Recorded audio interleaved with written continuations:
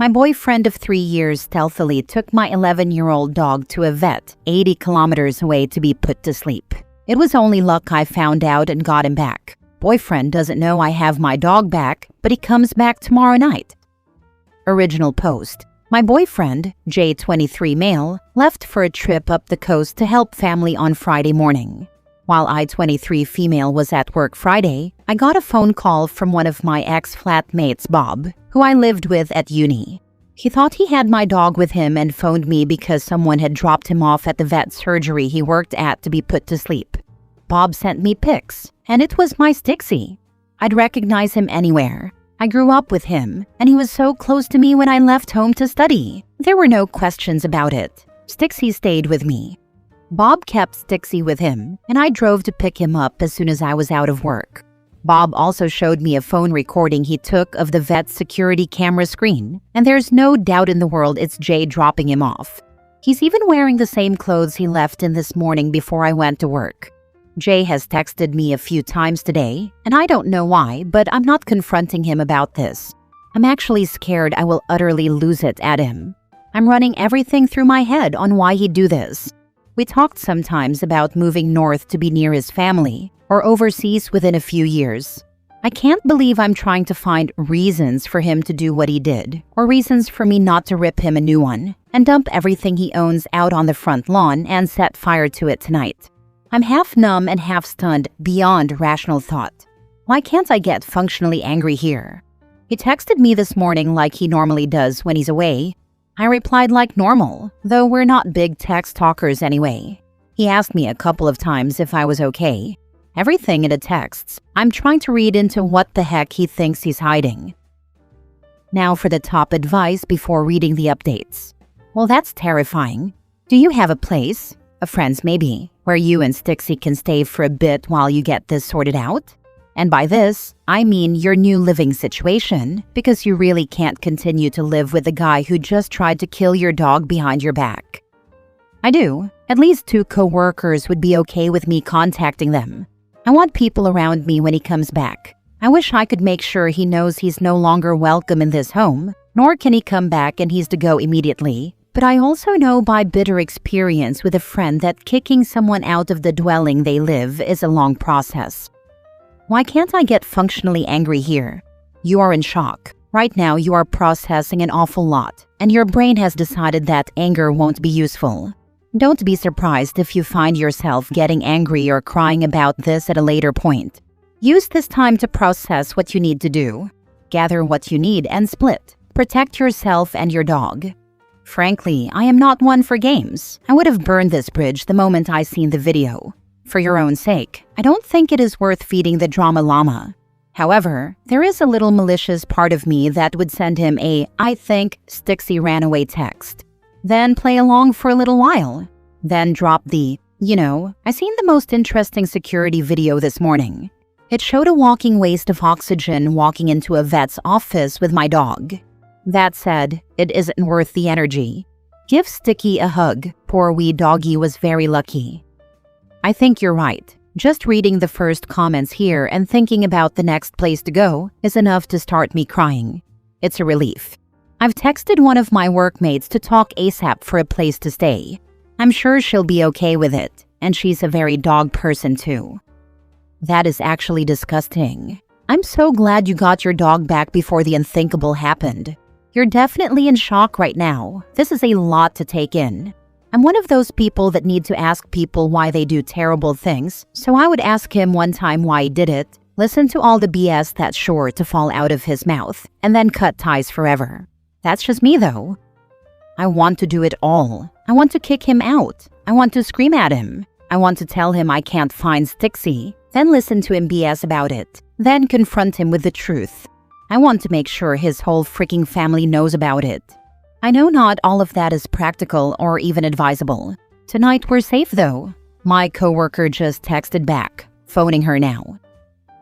OP posted on legal advice. I have a dog, Stixie, who's 11. Yesterday morning, my boyfriend left to go up the coast to see family. He doesn't return until Sunday night.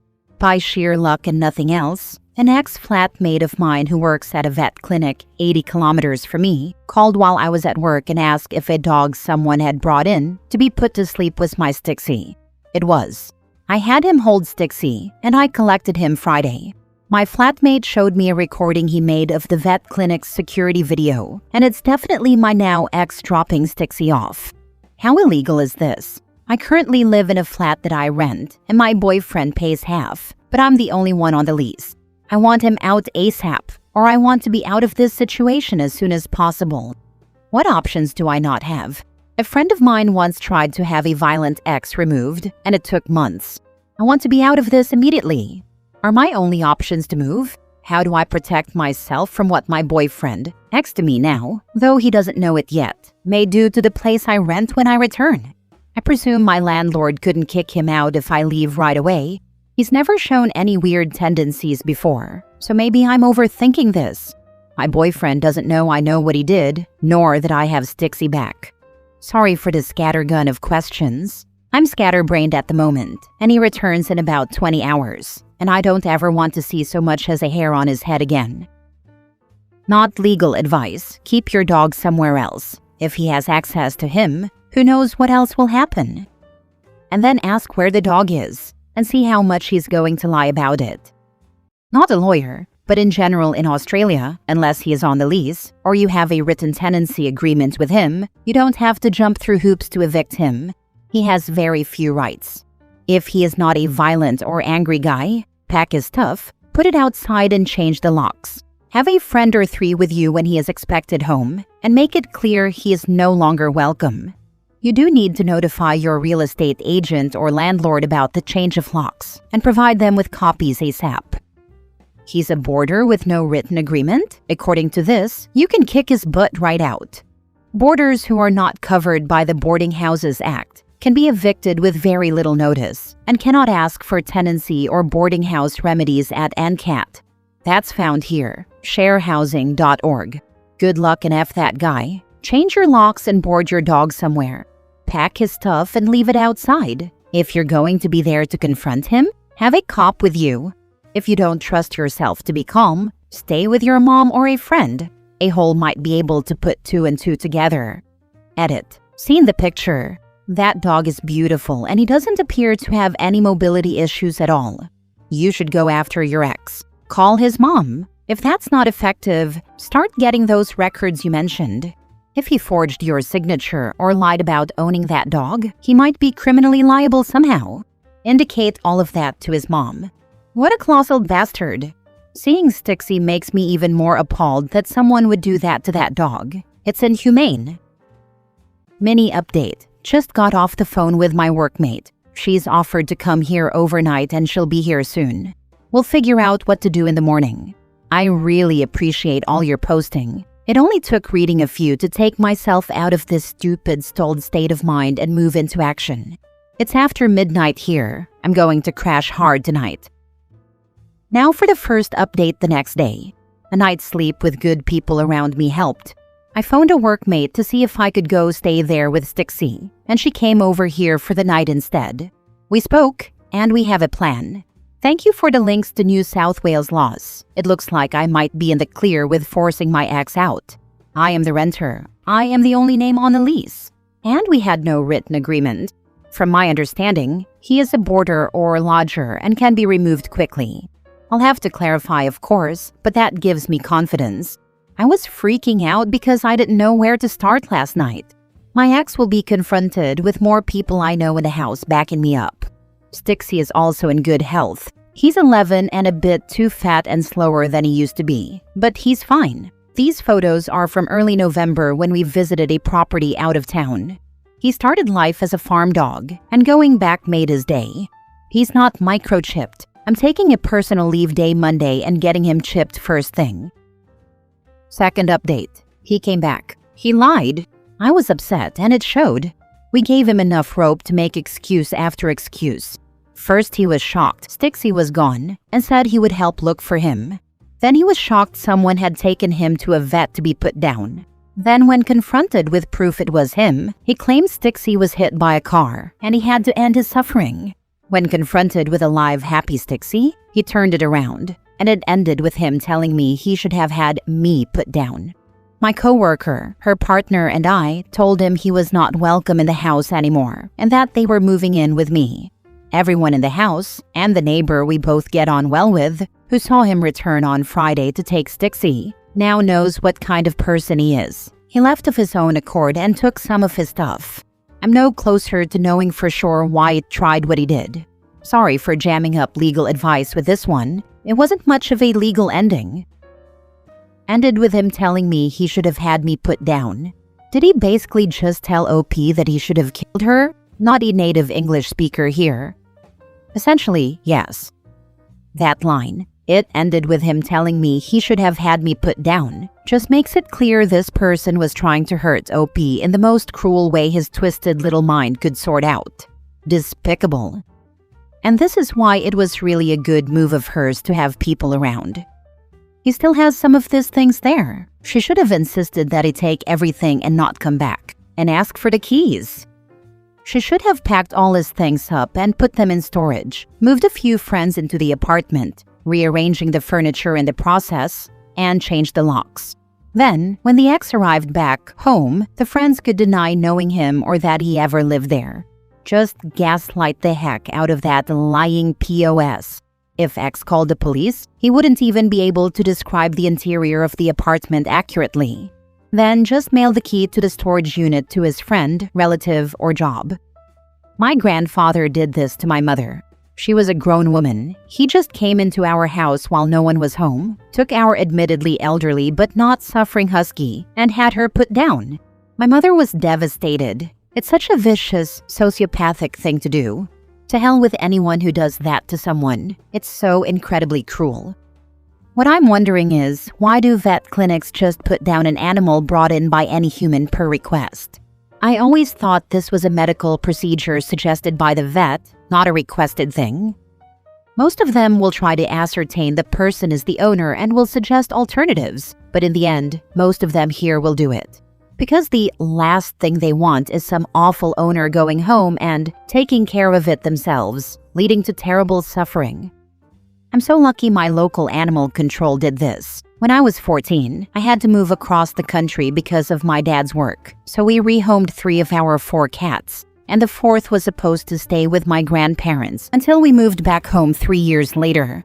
Well, shortly after I left the state, my grandfather decided he was tired of there being a cat in the house, so he just dropped my cat at animal control. They called my uncle, who went there to rescue my cat, and my cat stayed with my uncle for the next 3 years instead. I ended up moving back home ahead of schedule by a year and a half, which I lucked out with since my boy had cancer and died in my arms when I was 17. If I hadn't moved home early, I wouldn't have been able to say goodbye. Next story, update. My wife cheated on me and I feel nothing. Original post. My wife of 10 years cheated on me with someone from her past. I didn't go looking for it, but I accidentally found out. He cut it off since his wife is pregnant, and from the looks of the messages, she seems upset. What's so odd is I feel nothing. Not sad or angry, not even hurt. I feel relieved. We haven't been doing well for a while. I attempted to take my life 2 years ago, and it just hasn't been the same since. I never thought she would cheat on me. I tried to be better for myself and for her, and get myself out of that dark place, but I guess it wasn't enough. I'm not going to confront her, but I am going to leave. Not tonight or tomorrow. I'm going to tell her I don't love her anymore. Maybe having both men she loves tell her they're done will humble her. There's no apology to be given from her. She did what she did, and I'm at peace with it. Anyway, I'm going to build a Lego set and have a beer. Now for the top comments before reading the update. OP, prior to disclosing your intention of leaving your wife, I humbly suggest that you privately confer with a seasoned family law attorney to discuss your entitlements and alternatives regarding divorce. Educate yourself regarding the divorce process. Focus on yourself and your well-being. Best wishes to you. Stay well. This is so important. I did this before telling my ex I was done. OP, I know you say is that you feel nothing, but that doesn't appear to be the truth. Correct me if I'm wrong. Like you said, you feel relieved. You don't have to feel sad. You don't have to feel upset. You can just feel relieved, and that's entirely healthy. Everyone has their own emotions and their own response to certain situation. I had this ex who cheated on me, and when I found out, I was upset. But I also felt so much relief. I had been trying so hard to make the relationship better, and it just always felt like something was wrong. Constant fighting, her staying up late but not texting me, lying to my face about things, etc. When I found out she cheated, it gave me my green light to leave.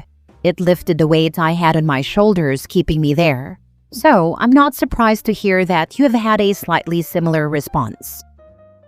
Now for the update. Hello. Almost a month ago, I posted on here that I found out my wife had cheated, and I felt nothing.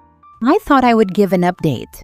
I confronted her. I said I know she has been sleeping with someone behind my back. I do not want an apology, and we're over. I didn't want an explanation or an excuse because there is none. She chose to betray me. She chose to go against our vows and what I believed our marriage stood for. She didn't say much but cry and apologize, but I wouldn't hear it. I also found out who the wife of her affair partner is, and I told her as well, and showed the messages and pictures I found. Needless to say, she is heartbroken, and this wasn't the first time he had cheated on her. I ended up leaving and getting an apartment. I took some time off work, built a gaming PC, and filed the divorce papers. I still don't feel much in the negative sense, but I do feel peace. She has been trying to get me to work things out, and I ignore her. That chapter of my life was over the moment she began her affair. Crazy how you think you have everything and life is perfect, and now you're sitting alone in your apartment, eating takeout and drinking a beer. I think I'm okay with this though. Thank you all for reading and all the kind comments on the original post. I appreciate all of you. Remember, you are worth it and you are loved. Love without respect is worthless. So, if she wouldn't respect you, your brain did the next best thing and respected itself. I wish everyone had a switch to flip. I think what made me not feel much of anything was understanding the moment she cheated on me. It was over. She didn't care then, and she only cares now because she doesn't have me or her affair partner. Handled it like a champ. Deep respect for you, brother. This is literally the blueprint on how to handle a cheating partner. Big ups to OP. I know it won't feel like a win, and it's not. Everybody has lost something, but he now has peace of mind and heart. Thank you. I hate drama. I felt like for the sake of myself, I needed to exit as smoothly as possible. Did this after my wife cheated and we divorced. For the last 20 years, I've thrown myself into my business, gaming and raising my kids. Should have included the gym and maintaining my friendships and therapy in the mix also, because now I'm over 300 pounds, alone, kids in college and starting their lives, and trying to get fit in my 50s. Best of luck to you.